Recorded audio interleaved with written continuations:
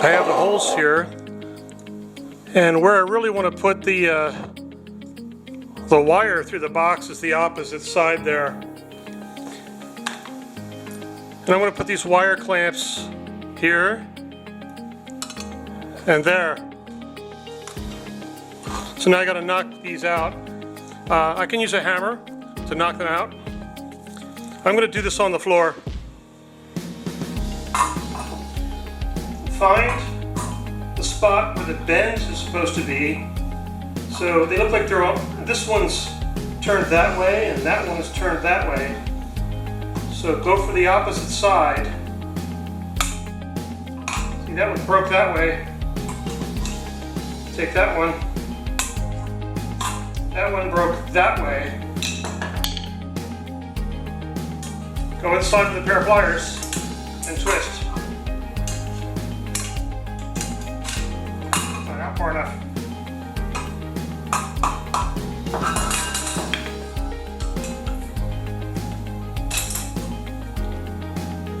Now it's time to mount the wire clamps.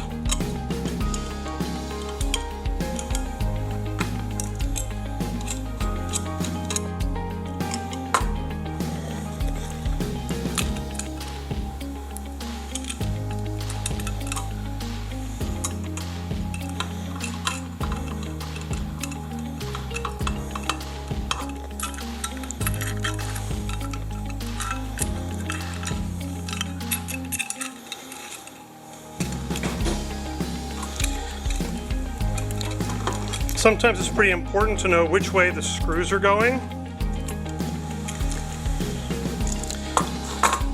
You kind of have to think about, if you're pushing this through the hole in the ceiling, will these screws stop you from putting the box in the ceiling?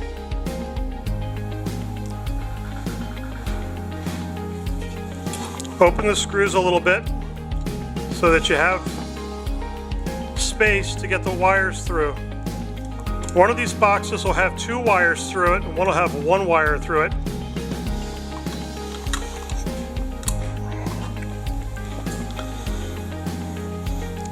I can put 2 wires through that wire clamp. I don't want to do any more than 2. I'm going to put 1 in that wire clamp. Everything's going to be fine. So maybe we'll mark this. So that's the 2 wire one. That's the 1 wire one. I don't think it's going to matter much. Do your best to make sure that these are on tight. Give them a little bit of a spin. Okay, now you're ready to put those boxes up into the ceiling. In the wiring plan, you might want to ask, how do I know that the wire zigzags this way and around that way? Well, when the wires are hot, see, there's nothing on that line, but there's something on that line. Nothing there. Okay, so that's the joining line to the other outlet, or the other box. That's the hot line coming in. Extension, hot. Now, go turn off the power.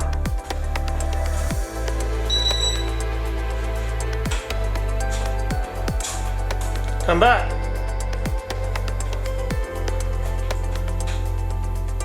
Nothing. Oh, look at that. Why is that triggering?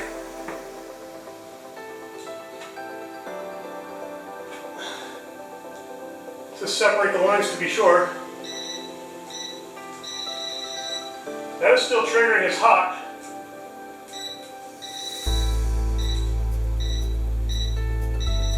That is curious. The light switch is off, that's still triggering as hot. So, what do you do about that? Go back to the electrical box, throw the breaker, then come back.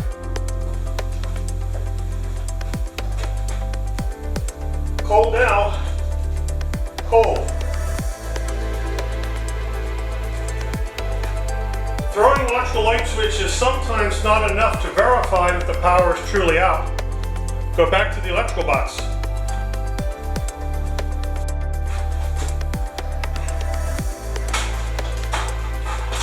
Up here, nothing. So we're ready to work. Okay, now I can pull these wires through the electrical box.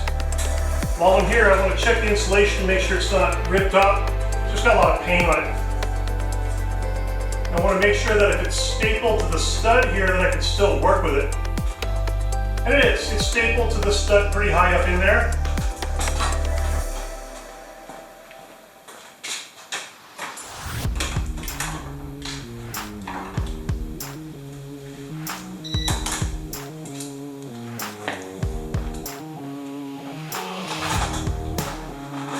Okay, so what I'm going to do, now that I know the wire is cold, I'm going to put the wires to the wire clamp. Now later on, which could be next week, next month, who knows, next year, I want to go in there and tighten up that wire nut. But for now, I'm just going to make it pretty snug. I'm going to set this up so that it holds itself in place while I screw it into place.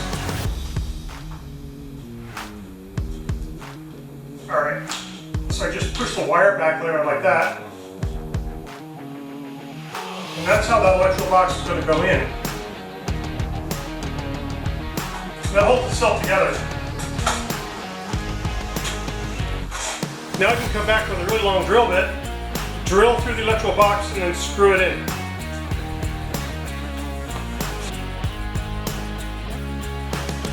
This is the drill bit I'm going to use to drill into the electrical box and into the stud. Now I'm 100% sure that the power is off. There's no risk of electrical shock. So I can work around the electrical wires running through the box without any safety issues.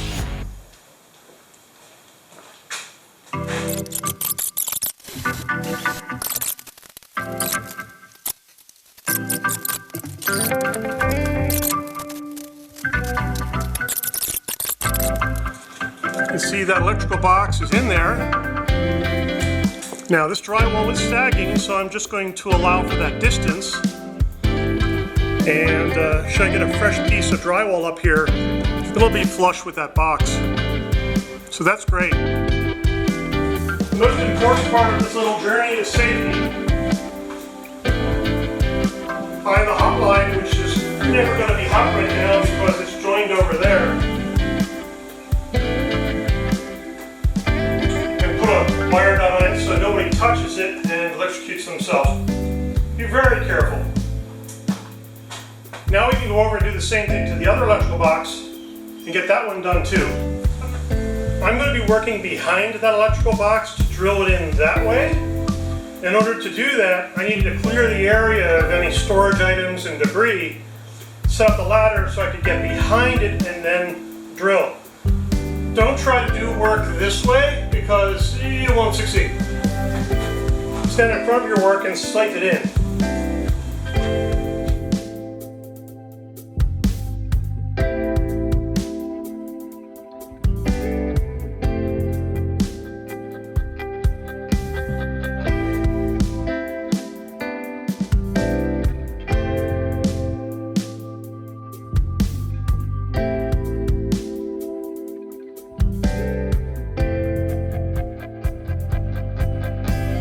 So when I cut this hole pretty perfectly, I realized that there's another inch here, about the distance of my knuckle there to the tip of my finger. And I can't mount this properly because there's this space there. So now I got to put in a spacer and then mount the electrical box to that spacer.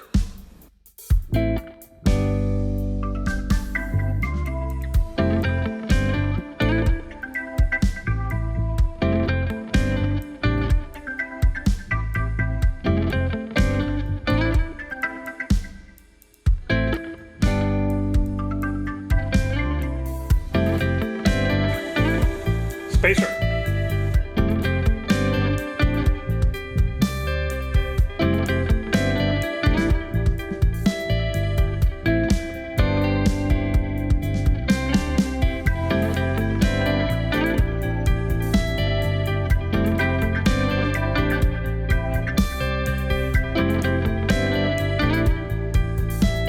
Sometimes a spacer is just what you need to center the box in the hole. Take your time, fix it correctly, and get it right the first time.